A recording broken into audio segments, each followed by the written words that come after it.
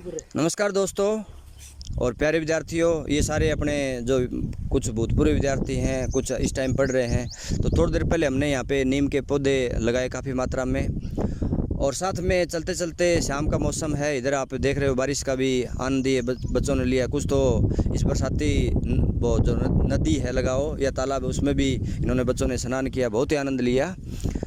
तो पर्यावरण से संबंधित मैं आपके सामने एक कहानी सुनाने जा रहा हूँ। वो कहानी आप ध्यान से सुनना। और आदमी चाहे कितना भी बड़ा हो जाए, कितने भी बड़े पद पे चला जाए, आपने नाम सुना होगा, अगर नहीं सुना है तो उसको आप गूगल पे सर्च करना।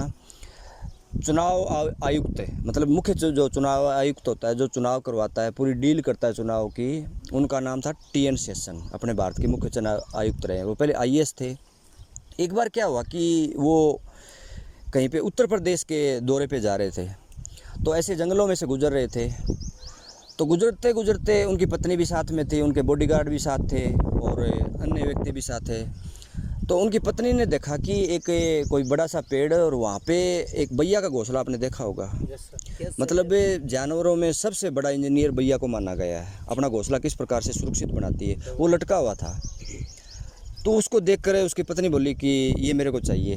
तो टी.एन. शेषन ने बॉडीगार्डों को आदेश दिया कि आप जाके तोड़ के लाइए।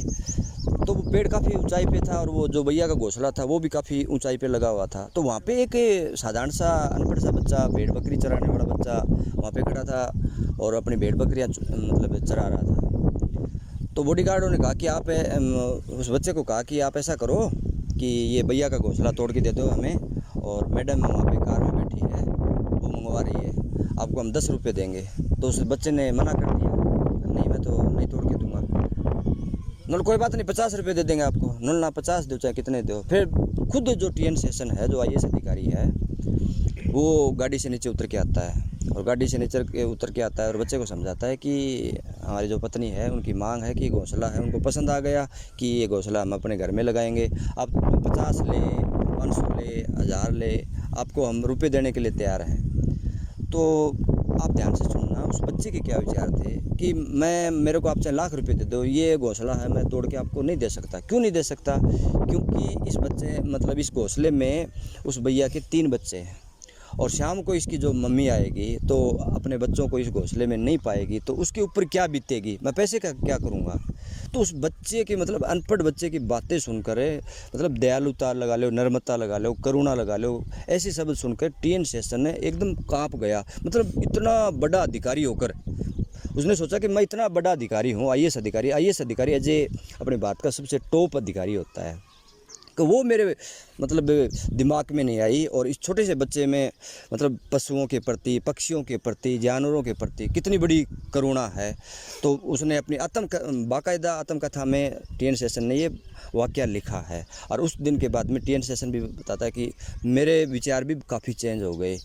तो ये जो टी.एन. शेषन की जो बात बताई मैंने, तो अपने जो ये प्रकृति है ना, पृथ्वी है, इसमें सब जितने भी जानवर हैं उनको प्रकृति ने आश्रय दिया है। तो हम कहते हैं कि इसका घोंसला तोड़ दो, उस पेड़ को नुकसान कर दो, वो कर दो, तो ऐसा नहीं करना चाहिए। हमें ज़्यादा से ज़्यादा मात्रा में वन्य प्राणी हैं, और वन्य प्राणियों क्या करनी चाहिए, सुरक्षा करनी चाहिए, क्योंकि उनका भी घर है, अपना भी घर है। और वन्य प्राणियों की सुरक्षा कब होगी? जब उनके प्रति हम दया रखेंगे, करुणा रखेंगे, उनकी देख रेख करेंगे, नुकसान नहीं पहुँचाएंगे, और अधिक से अधिक मात्रा में क्या लगाएंगे, पेड़ लगाएंगे। तो आप अपने जीवन में ज़्यादा से ज़्यादा सक्सेस हो, और अधिक से अधिक मात्रा में अपने जो प्रकृति को बचाने का जो की मुहिम छेड़ रखी है, बड़े बड़े जो पर्यावरणविद हैं और हैं, उनके आप क्या कीजिए, हेल्प कीजिए। धन्यवाद।